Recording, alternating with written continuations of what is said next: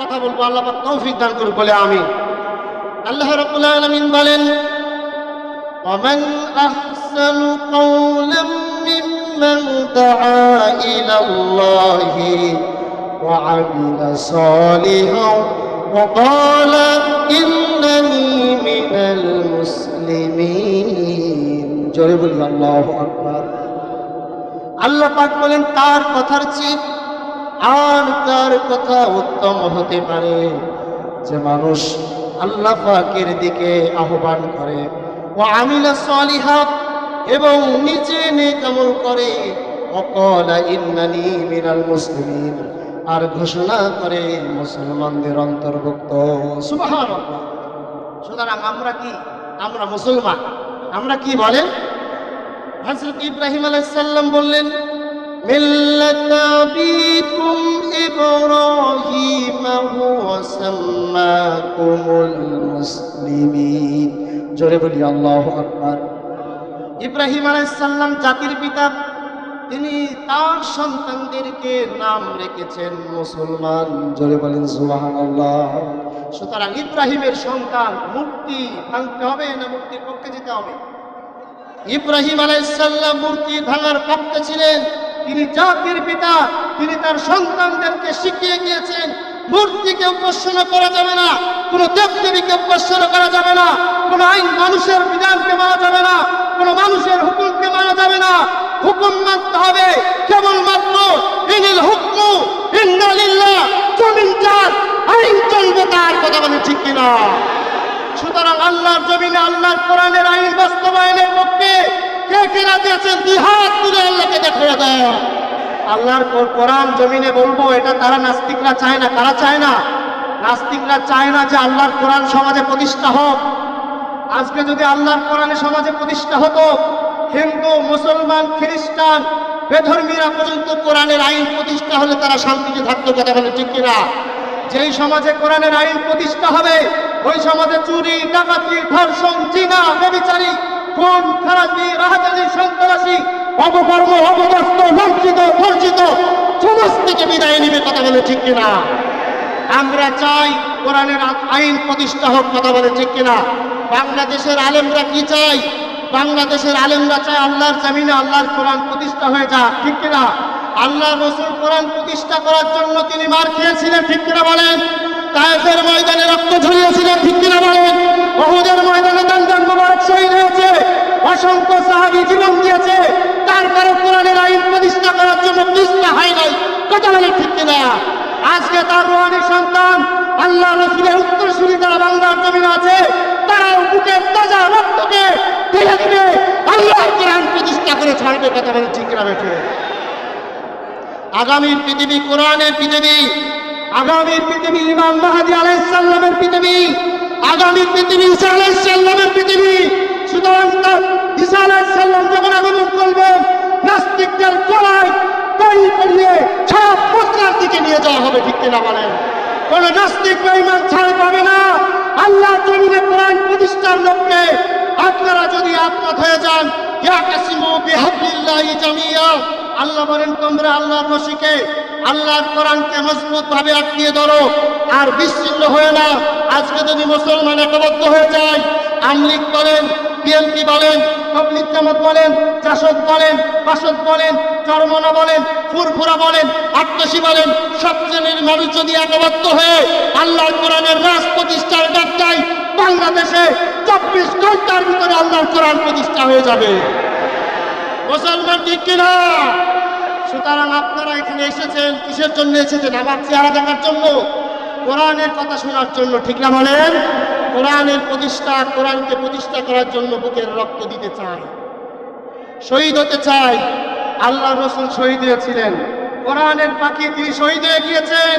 সুতরাং আমরা তাদের উত্তরসূরি, কোরআনের পাখির উত্তরসূরি আমরাও চাই কোরআনের ময়দানে আমরা শহীদ হই।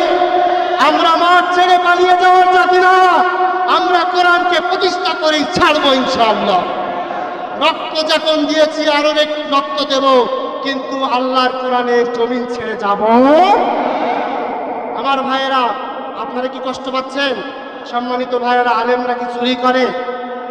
আলেমরা কি ডাকাতি করে? আলেমরা ধর্ষণ করে, জিনা ব্যভিচারী করে, খুন খারাপি করে, নারী ধর্ষণ করে, ক্যাসিওনোর ব্যবসা করে, ইয়াবার ব্যবসা করে। আলেমরা কি কোনো মানুষকে কষ্ট দিয়েছে? অপরাধের সাথে মানুষকে কষ্ট দেওয়ার সাথে আলেমদের কোনো সম্পর্ক আছে? আলেমরা চায় আল্লাহর কোরআন জমিনে প্রতিষ্ঠা হয়ে যায়।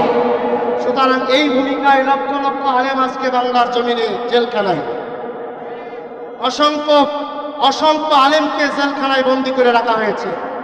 যারা জীবনের মায়া করে না, আল্লাহর জন্য নিবেদিত হয়ে গেছে, আল্লাহর জন্য মুখ ফিরিয়ে গিয়েছে, আল্লাহর প্রেমে মাতোয়ারা হয়ে স্ত্রী ছেড়েছে, বাড়ি ছেড়েছে, জেল খেটেছে, জরিমানা দিয়েছে, কিন্তু আল্লাহর কোরআন ভোলে নাই। ঠিক কিনা বলেন? আমরা রসুলের উত্তরসূরি হিসেবে আমরা আল্লাহর কোরআন বলবো না। কথা বলেন মুসলমান, ঠিক কিনা? আমার ভাইয়েরা, আল্লাহ রাব্বুল আলামিন বললেন, কুনতুম খায়রা উম্মাতিন উখরিজাত লিন-নাস তা'মুরুনা বিল মা'রুফি ওয়া তানহাউনা আনিল মুনকার। জোরে বলি আল্লাহু আকবার। আল্লাহ তাআলা বললেন, তোমরাই শ্রেষ্ঠ জাতি, তোমাদেরকে পাঠানো হয়েছে মানবতার কল্যাণের জন্য, মানবতার শান্তির জন্য, মানবতার মুক্তির জন্য পাঠানো হয়েছে। বলি আলহামদুলিল্লাহ। আমার ভাইয়েরা, সুতরাং মানবতার মুক্তির জন্য যদি আপনি আমি কথা না বলি, কাজ না করি, আমাদের ঈমান থাকবে না। ঠিক কিনা বলেন? সত্যের পক্ষে কথা না বললে ঈমান থাকে? ঈমানের দাবি পূরণ করতে গিয়ে আল্লামা কোরআনের পাখি 13টি বছর তিনি জেল খেটেছেন। ঈমানের দাবি পূরণ করতে গিয়ে মুফতি আমির হামজা তিনি 3টা বছর জেল খেটেছেন। ঈমানের দাবি পূরণ করতে গিয়ে রহমানি তিনি অসংখ্য বছর জেল খেটেছেন। মিশরের কারাগারে অসংখ্য আলেমদেরকে বন্দী করে রাখা হয়েছে। ঠিক কিনা বলেন?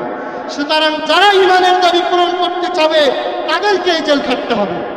আর দুনিয়া সিজনুল মুমিনিন ওয়া জান্নাতুল কাফিরিন, দুনিয়া মুমিনদের জন্য জেলখানা আর কাফের মুশরিকদের জন্য বারাকা।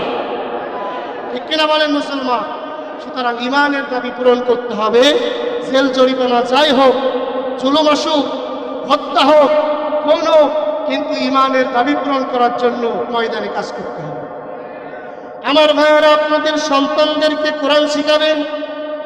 আজকে আপনারা দেখছেন কোরআন না থাকার কারণে আজকে 7, 9, 8 বইয়ের ভিতরে শরীফাদের গল্প শুরু করেছে। ঠিক কিনা? শরীফার গল্প আছে না নাই? আজকে দেখবেন শরীফার গল্প শুরু হয়ে গেছে। কি যে অবস্থা বাংলাদেশে! আজকে শরীফা নামের একটা স্বপ্ন আজকে বাংলাদেশে মানুষ নিয়ে টানাটানি করছে। ঠিক কিনা বলেন? আজকে মেয়েদেরকে, ছেলেদেরকে কি শিখায়? আমরা তাদেরকে কি শিখাচ্ছি? কোরআন নাই, হাদিস নাই। সিলেবাসের ভিতরে কোরআন বাদ দেওয়া হয়েছে, হাদিস বাদ দেওয়া হয়েছে, কাল্পনিক নষ্ট গল্পকে ঢুকিয়ে দেওয়া হয়েছে। ঠিক কিনা বলেন মুসলমান? আমরা এইগুলো মানতে পারি? আমরা আমাদের সন্তানদেরকে মাদ্রাসায় পড়াবো, এলেম শিক্ষায় শিক্ষিত করব। আল্লাহ রসুল বললেন, তলাবু ইলমি ফারিদাতুন আলা কুল্লি মুসলিম। আল্লাহ রসুল বলতেন, প্রত্যেকটা মুসলমান নরনারীর উপরে এলেম তলব করা ফরজ আইন। নামাজ কি, হজ কি, যাকাত কি? নামাজ রোজার মতো এলেম তলব করা সব থেকে বড় ফরজ। ঠিক কিনা বলে? আজকে এলেম তলবের জন্য আমাদের কষ্ট করতে হবে মুসলমান। ঠিক আছে না? এলেম তলব করতে হবে। সন্তানদেরকে কোরআন শিখাবেন, হাদিস শিখাবেন, ইসলামিক আলোচনা শোনাবেন, ইসলাম তাদের ভিতরে শিখাবেন। মসজিদে নিয়ে যাবেন, মাদ্রাসায় নিয়ে যাবেন, টুপি পরিধান করে দিবেন, পাঞ্জাবি গায়ে লাগাবেন, জুব্বা গায়ে লাগাবেন। আজকে যদি ইসলাম শিক্ষায় শিক্ষিত হতে পারি, আপনার সন্তান আপনার জন্য দোয়া করবে। আপনার সন্তান আপনার কবরের পাশে গিয়ে সূরা নাস, সূরা ফালাক, সূরা ইখলাস, সূরা ফাতিহা এরকম সূরা পড়ে সাবরে সালির দোয়া করবে। কথা বলে ঠিক কিনা? আর আমার সন্তানকে যদি কোরআন হাদিস বাদ দিয়ে কাল্পনিক কিসসা গল্প শেখায়, আমার সন্তান আমার জন্য দোয়া করবে না। ঠিক কিনা বলেন? আল্লাহর কাছে দোয়া করতে হয়, আল্লাহুম্মা রাব্বির হামহুমা কামা রাব্বায়ানি সগীরা। হে আল্লাহ, আমার পিতামাতা আমাকে ছোটবেলায় যেমন স্নেহের কোলে ভালোবাসার কোলে লালন পালন করেছে, হে আল্লাহ আমি দোয়া করি আপনি আমার পিতামাতাকে আপনার কুদরতি রহমতের কোলে লালন পালন করুন।